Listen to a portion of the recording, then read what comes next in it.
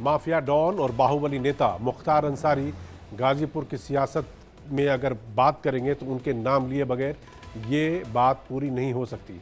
हालांकि अब मुख्तार दुनिया में नहीं है। पिछले दिनों बांदा जेल में हार्ट अटैक से उनकी मौत हो गई थी, लेकिन गाजीपुर के चुनाव में मुख्तार का नाम अब भी गूंज रहा है।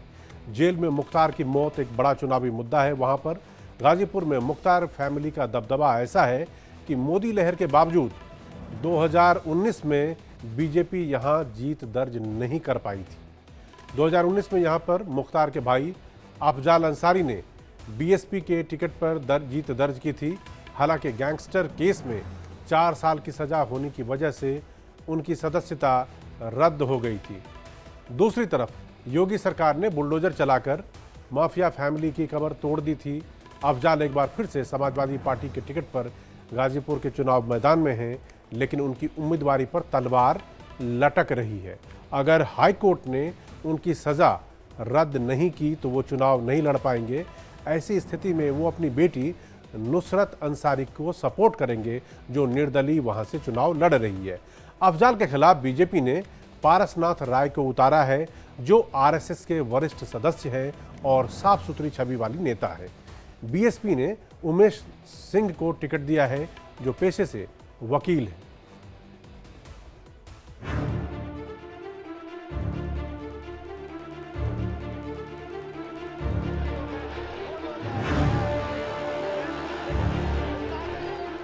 उत्तर प्रदेश में आप देखते होंगे, वहां जो बड़े बड़े माफिया थे, बड़े बड़े अपराधी थे, बहन और भाइयों, वे गले में तख्ती लटका करके चलते हैं, कहते हैं साहब जान बकस दो एक बार।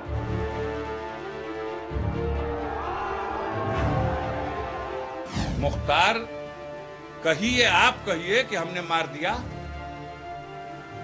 है, हिम्मत तो कहिए, आप कहिए कि हमने मरवा दिया।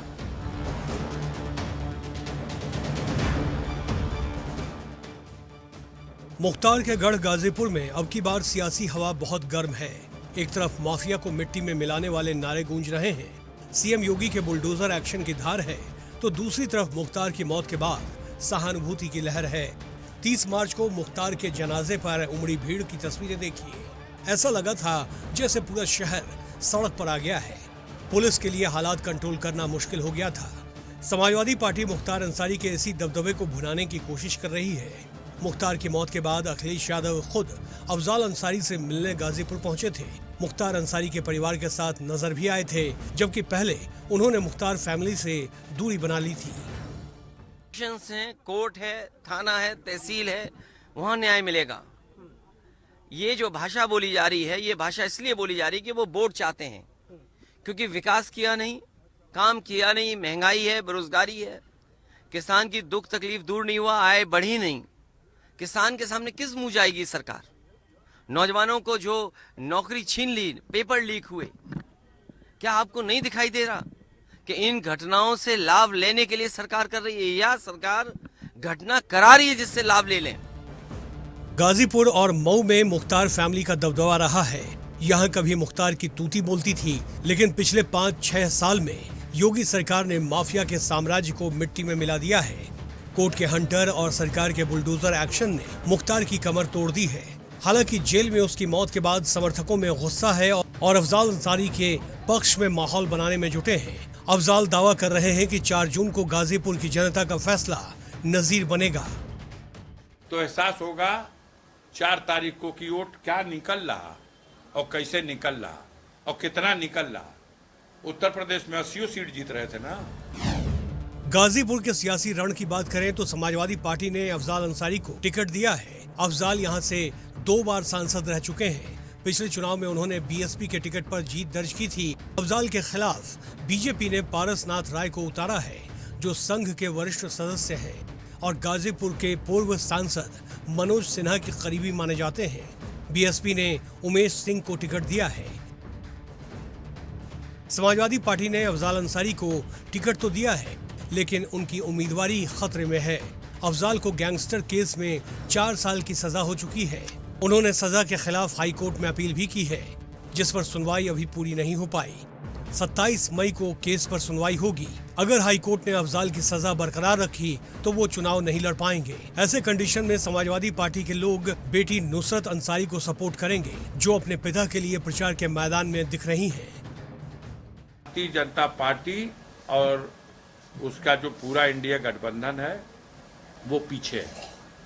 उत्तर प्रदेश में भी एक वोट पीछे है और जो ये होने जा रहा है इसमें एक सीट नहीं मिलेगी यूपी की।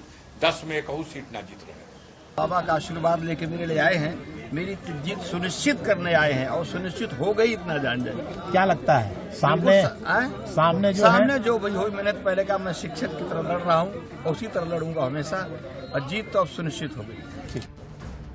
गाजीपुर में सीधा मुकाबला बीजेपी और समाजवादी पार्टी के बीच ही है।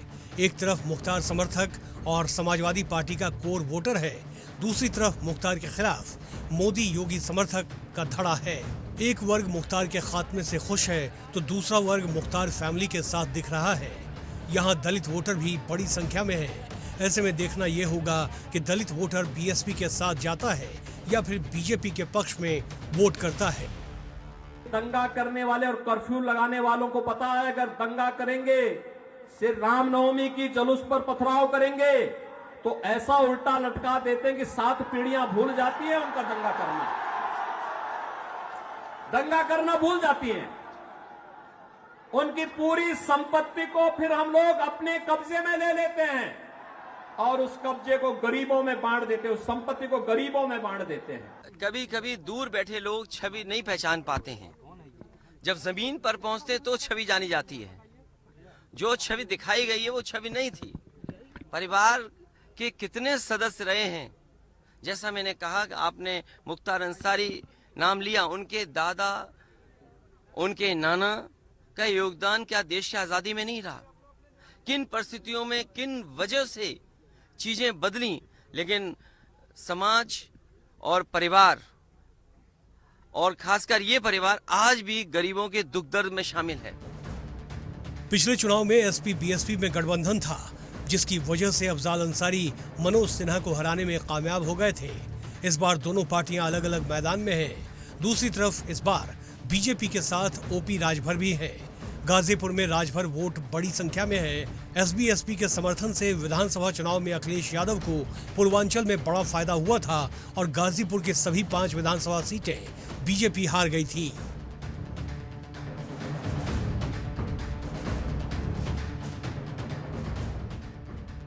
गाजीपुर बीजेपी के लिए सबसे मुश्किल सीट रही है। यहाँ जातीय समीकरण भी अहम रोल अदा करते हैं। यही वजह है कि बीजेपी ने यहाँ पूरी ताकत झोंक रखी है।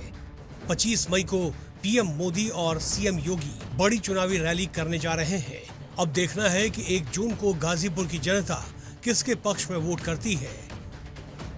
Bureau report, India daily live.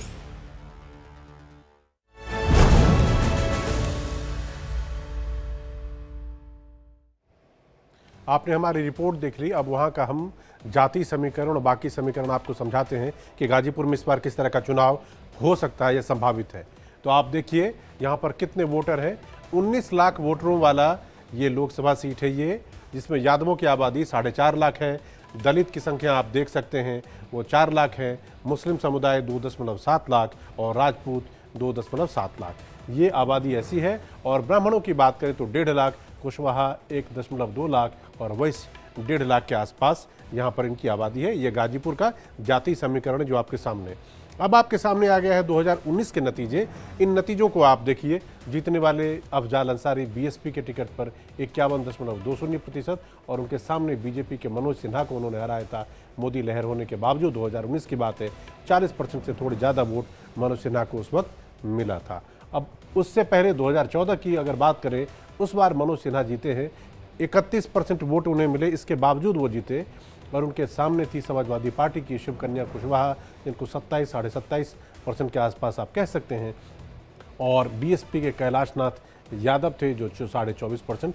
यानी कि फाइट वोट जो है वो लगभग बहुत कम ही है। कोई 10% का भी अंतर यहाँ पर नहीं है। ये वहाँ पर वोटों का समीकरण या जो नेताओं को जितने वोट मिले ये आपके सामने दिख रहा है। 14 और 19 आपको मैंने दिखाया। तो ये बात गाजीपुर की थी।